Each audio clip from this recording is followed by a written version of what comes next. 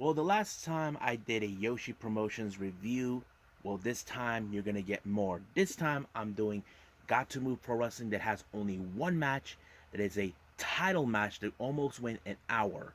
It was for the Super Asia Championship between challenger Mei Shiruga and champion Minoru Fujita.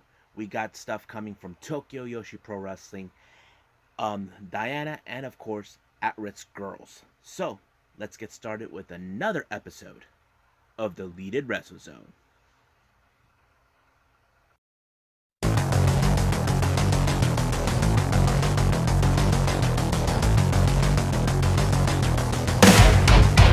Are you ready? Get up, get up! Get up, get up! Get up, get up!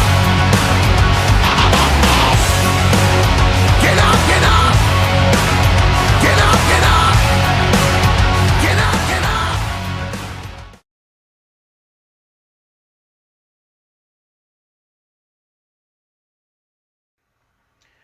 Welcome everybody to the Leaded Wrestle Zone. All things that it's pro wrestling with AEW, NXT, New Japan Pro Wrestling, Impact Wrestling, the National Wrestling Alliance, various promotions, wrestlers, matches, and championships. I'm your host, Jay right here. So let's begin with today's latest Gatoh Move Pro Wrestling show, ChocoPro. This time it was a one-match event, but this time it's for the Super Asian Championship between Mei Shiruga and Minoru Fujita.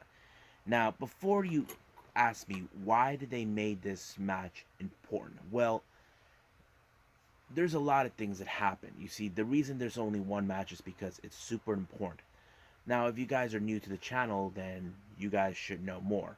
But I'm going to tell you so you can catch up. Now, the reason this match is happening is because 2 years ago, the previous champion was in fact AEW star and of course the very first ever AEW Women's World Champion. Riho was the previous title holder before she decided to leave Gatoh Move to move with AEW. So that's what happened. But from what Balianaki mentioned, this title was on the shelf. Basically, it was in storage. Many fans have questioned why wasn't there any tournament to determine the new champion since she left. They haven't gotten around on it since then. Of course, last year we know what happened. We had of course, the pandemic. Got to Move had to cancel or postpone many of their events. Mostly they've been doing the ChocoPro events, not the regular standard events they do. But pretty much that's what happened. But however, and you must know, um, not too long ago in the previous ChocoPro event number 100, Balianaki was one of two challengers along with Minoru Fujita, who is the current champion, to fight for this title. And of course, it resulted in Minoru Fujita winning. But however, many fans are questioning why didn't Mei Shiruga actually didn't challenge this title for the first previously before the 100. Well, that was a good question, because according to Balinaki, that is something that they probably would have wanted. But however, they weren't sure if she was ready for this type of match. Now, keep in mind, before this particular event, before the 100, she was still nearly 2 years in professional wrestling, but she just recently celebrated her third year. Now, it's still unclear that was what it is, but many fans are now declaring that Mei Shiruga should be the ace of Gatoh Move. And to be honest with you, I agree with them. She is a very interesting wrestler to watch, very fun to be entertained by her. And of course, her nickname, the Big Apple, makes perfect sense. But, I mean, but yeah, but the match itself was so intense. It almost nearly went an hour. Now, you probably can say that there is no way she could withstand that type of exhaustion. You see, I agree because in most Yoshi promotions, they mostly can go up to maybe nearly 20 to 40 minutes at max. The men mostly can go maybe an hour, but who could forget the match between Kenny Omega and Kazuchika Okada in Dominion back in 2000, 18, where they went over an hour. And that is something we can't agree on, but the match was great, and I know many fans were expecting for Mei Shiruga to pull off a victory, but sadly she couldn't. Minoru Fujita kind of put her in try to wear her down, but it was a great match. I have to say, one of the best matches so far. And sadly, she did not win the title. Minoru Fujita continued to become is the Super Asian champion. But however, in post match, Fujita kind of did a little promo, and I kind of forgot what he said. But after his promo, it appears there's a new challenger, and that challenger is Yuna Mizumori. Do I think she could dethrone him? I don't know, but we'll see in the upcoming weeks in ChocoPro. There is another one coming up after this one, but that's for the next episode. So let's keep moving forward with Yoshi Wrestling.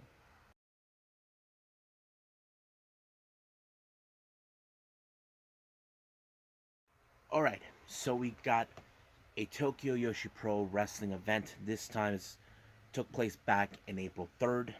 It's called Spring Tour 2021, The Bullet. This is their show took place exactly in Tokyo. I forgot the name of the venue, but I know Gambari has done it before, been in this event, so did Tokyo Joshi Pro. But let's start with the opening match. We have Mahiro Kiru versus Hikari Noah. This was a really interesting match because I have been paying attention a little bit to Hikari now because she is like one of those how do I say? She acts like one of those rock star type punker girls. She's also a member of the girl group within this promotion, Up Girls. It kind of fits into it. But I have to say, she really impressed me from the first time I've been paying attention to her. But yeah, great match. I was like a bit surprised that she won because I normally been seeing Mahiro Kiri actually won, but no, not this time. She pulled off an amazing pinfall to beat Kiri for this one. The next match is a three-way match between Sena Shiori versus Raku versus Miyu Yamashita. Now, if you guys know this or not, I mentioned this before. Raku is like a little child who plays games. So when they both Cena and her were expecting Miyu to show up, they decided to hide under the ring. That's what Raku do. Raku likes to hide, try to play mind games. She even did this in the previously with what's her name, with Rika, you know, and Rika kind of went in the back and Raku was right behind her. But this time it was a 2-on-1 situation. But you probably can guess, Miyu can handle it. You know, she's a tough girl. You're right. But she doesn't like to play games. That's the thing about her. She doesn't play games. You all know her if you know her background, she's an excellent martial arts. I think she may have a black belt in karate. I'm not 100% sure. But the match was great. But I would have expected that exactly like I did that EU would actually won by pinfall or giving a nice knockout and winning the match like that. That's how I pictured it. But it was fun. I don't know what Raku was thinking, but it didn't work on her this time. The next match we have Moka Miyamoto taking on the cutest girl. I'm talking about Maki Ito. Everybody loves Maki Ito. We all know she is really awesome to watch. I have to say Maki Ito has grown so much since I've been watching her. Like the first time I didn't get her, but over time I did, and it kind of felt natural. But she really put Mocha in a really tight submission move to allow herself to win. I'm like, wow. But like I said, I know people said in the beginning that she can't wrestle, but this time, like I said, she's growing. And I think many fans would like to see her come here to the United States to be part of AEW. Even Sanshiro Tagagi mentioned he would like to see her go there too. Um, Next match, we have a 6-woman tag team match. First team, we got Hanura Neko, Pam Harajuku, and Nao Kakuta taking on Zuzumi, Miyanari Mayumi, and Yuki Yamafuku. Now, this is another interesting because all these girls are great. These Yoshi wrestlers are amazing, but I wouldn't expect a whole lot because they anything could happen in this type of match. I mean, some of these girls do stand out, but I was a bit surprised how it ended with Yuki picking up the victory for her team.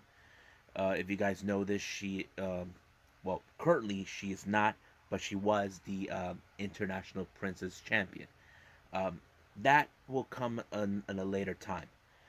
But of course, from what I saw in this match, as soon as it was over, um, Kakuta actually seems like she wants a piece of her, a shot of the title, and of course, we'll see what happens for the upcoming events. I need to catch up with this one. Next match, we have Arisu Endo taking on Rika Tatsumi, the current Princess of Princess champion. You wouldn't expect a whole lot with Arisu Endo because, you would assume, oh, she's a mid card, but I feel like she's grown just a little bit. But however, with Rika being the top champion, you know for a fact with her, she could win the match if you pay attention a whole lot. But I have to say, Arizu Indu did a good job, but however, she actually came up short when Rika put her out for the 1-2-3. The next match is an 8-woman tag team match. First team, we got Miyu Watanabe, Marika Kobashi, and the Magical Sugar Rabbits, Mizuki and Yuka Sakasaki, taking on Hyper Misuwa, Shoko Nakajima, and of course, the Princess Tag Team Champions, or they're no longer, um, Bakuretsu Sisters, consistent of Yuki Aino and Nodoka Temna. The match was very fun to watch. However, I think the one thing that stood out is Hyper became a battering ram. She tried to knock out all 4 of the opposing team, but however, they keep missing. She hits her head at the turnbuckle, at the corner. But however, the match was so fun. But I would have assumed one of the Bakuretsu sisters was going to make the pinfall, but no, this time it was in fact Hyper Misao who pulled out the victory. Now it's in this timing I did mention that the Bakuretsu sisters did lost the titles recently, but we still haven't got there yet. But I'm assuming that their challengers will be waiting for them, and I'll get to that when the moment arrives. But right now, let's keep moving forward with more Yoshi wrestling. But this time we got from World uh, Women Pro Wrestling, Diana.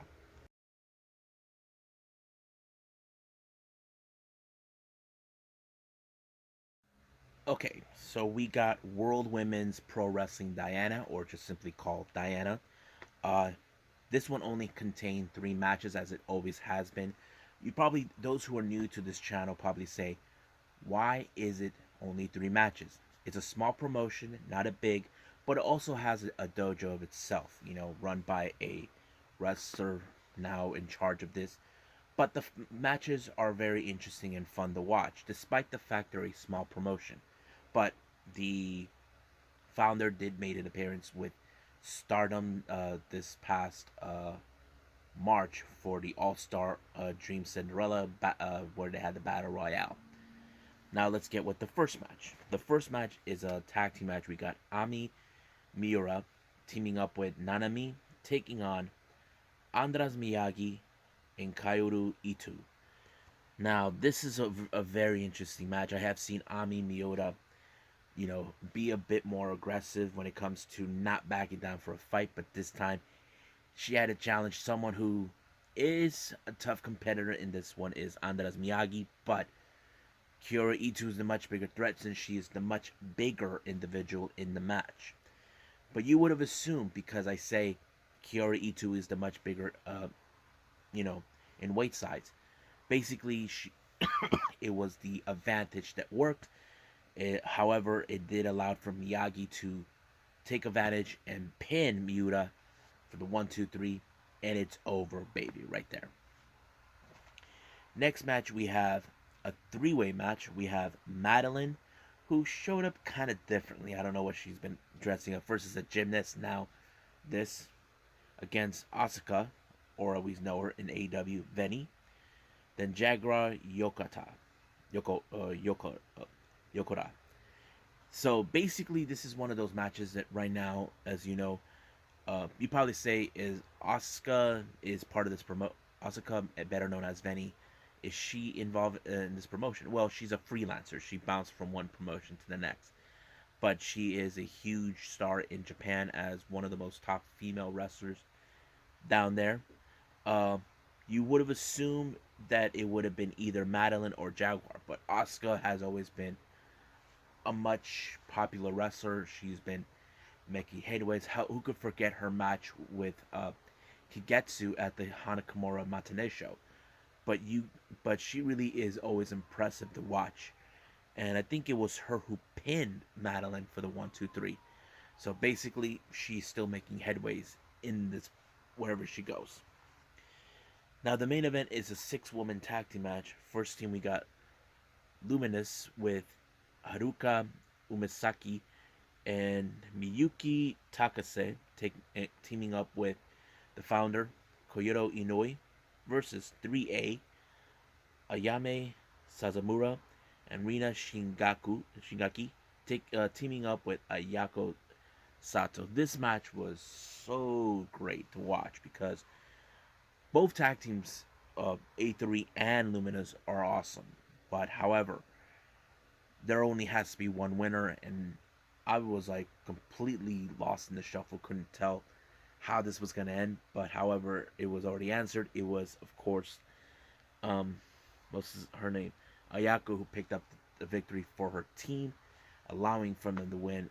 But they did throw in a little interesting promo. But even though there's no translation, but that's pretty much what happened in this one. Right now, let's end the episode with Actwres Girls, also an event that took place um, this past May.